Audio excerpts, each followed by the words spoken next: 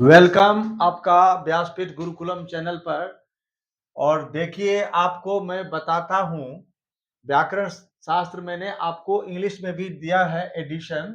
आप लोग सपोर्ट करते नहीं हो, तो ये बोर्ड, इस बोर्ड पे मैं कितना बताऊं। ये जो मार्कर आता है, इसमें बहुत सारी परेशानियां हैं, लेकिन आप लोग सपोर्ट नहीं करते हो, तो मैं क्या कर सकता हूँ। बिना आपके सपोर्ट के कुछ नहीं हो सकता है। मैं जो आपको बता रहा हूँ, मेरे काम है बताना। बाकी आपका भी कुछ फर्ज तो बनता ही है, वो आप नहीं करते हैं तो कोई बात नहीं है, मैं किए जा रहा हूँ। ये देखिए, मैं आपको बताता हूँ विसर्ग संधि। अब बता रहा हूँ, मैंने आपको अच संधि और हल संधि बता दिए हैं, वीडियो में आप देख लेना। अब बताता हूँ मैं विसर्ग संधि।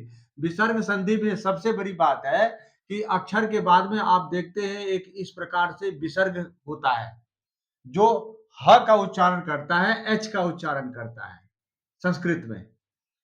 तो इसके लिए, इसके बाद यदि कौन अक्षर होता है, कौन से प्रत्याहार होते हैं और क्या होता है, अक्सर आप सुनते होंगे ऋतु विसर्ग हो गया, तो रामह बन गया। क्या बन गया?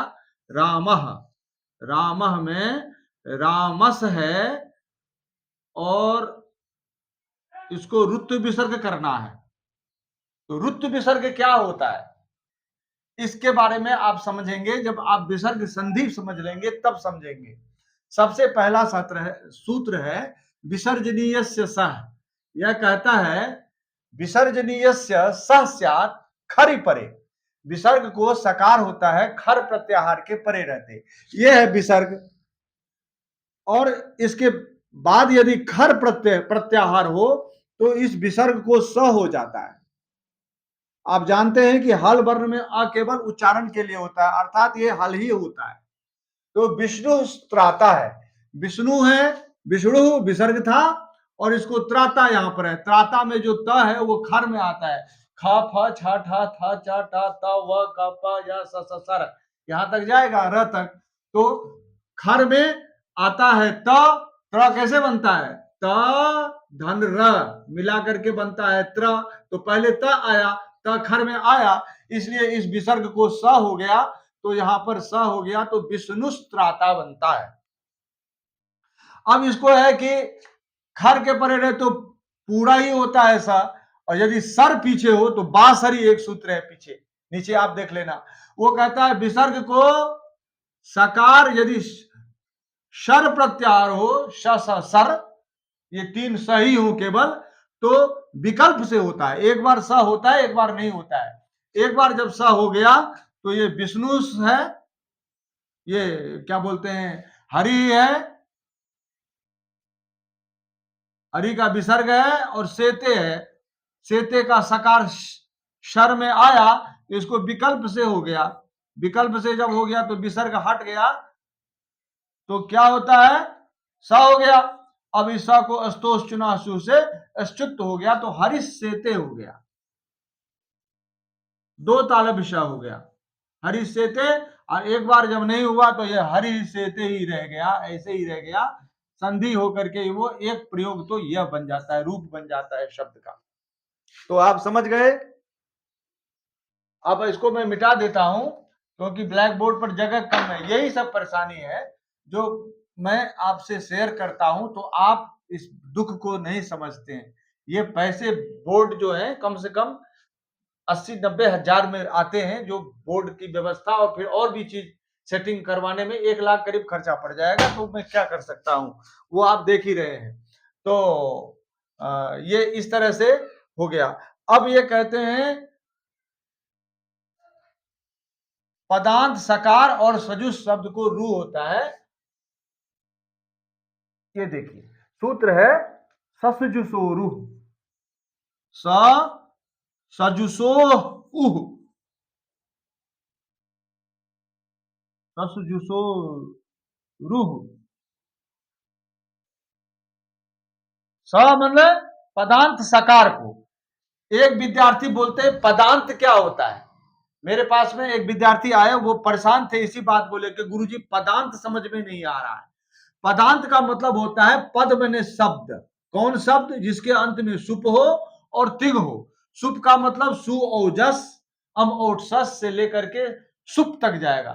सु ओजस अम औट सस टाभ्याम भी सिंगेभ्याम भ्या संघर्षभ्याम भ्या संघर्ष ओस आम नियोस सुप। ये कुछ भी अंत में हो तो पदांत होता है। अब ये रूप जब आप पढ़ेंगे तब समझेंगे कि शब्दों के अंत में कैसे पदांत होता है। तो जैसे रामस है, रामस में सुप सु आया तो सु में उ की संज्ञा हो गई उपदेशित जन्मनासिक अच से, तो राम राम राम राम राम और स हुआ। अब इस स को क्या है, ये स क्या बच गया, उ हट गया, तो राम सु मिलकर के पदांत हुआ पूरा, ये पद हुआ। और पद के अंत में ये हुआ सु, तो पदांत क्या हुआ, सु। इसको समझ लीजिए, पद के अंत में जो होता है वो पदांत होता है। तो पदांत सकार को, अब ये पदांत सकार हुआ। अब ये सूत्र कहता है सजुषोरु पदांतस्य सस्य सजुष शब्दस्य च रूह स्यात्। पदांत सकार को और सजुष शब्द के सकार को रूह होता है। सजुष शब्द अलग से कह दिया, पदांत सकार जहां भी मिलेगा उसको रूह हो जाएगा, तो इस स के स्थान में रूह हो जाएगा। रूह में उकार की संज्ञा हो जाएगी उपदेश से जन्मनासिक, इससे केवल र बच जाएगा। अब राम र हुआ, इसको विसर्ग हो जाएगा, र को विसर्ग होता है। खर बसाने और विसर्जिया, खर परे या अवसान के परे, तो विरामो अवसानम, अवसान का मतलब कुछ भी ना होना, कोई भी अक्षर ना होना। रामस में राम र में पीछे कोई भी अक्षर नहीं है, इसलिए अवसान हो गया। अवसान होने के कारण इस रकार को विसर्ग हो गया, तो क्या हो गया ये राम। आप समझ रहे हैं? नहीं समझते हैं तो कमेंट कीजिए, रामा बनता है। अब यहां पर मैं आपको ये संधि बता रहा था, तो इसमें यही इस सूत्र को सज्जसोरुस को समझ लीजिए। बोलता है पदांतस्य सस्य सजुष शब्दस्य च,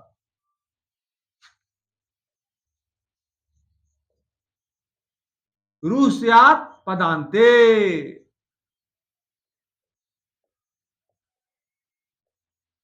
पदांत सकार को और सजुष शब्द के मूर्धन, ये जो सकार है इसको, शब्द से च और सजुष शब्द के सकार को रू होता है पदांत में, तो पदांत में रू हो जाएगा, तो रू के बाद में रू की ऊ की संज्ञा हो जाएगी। और यदि खर परे रहेगा और अवसान में रहेगा तो रू को, रू के र को फिर विसर्ग हो जाएगा। तो इस तरह से विसर्ग फिर विसर्ग के रूप में रामः दिखाई पड़ेगा। ये मैंने आपको बताने के लिए, रामः बताने के लिए मैं ये संधि बता रहा था।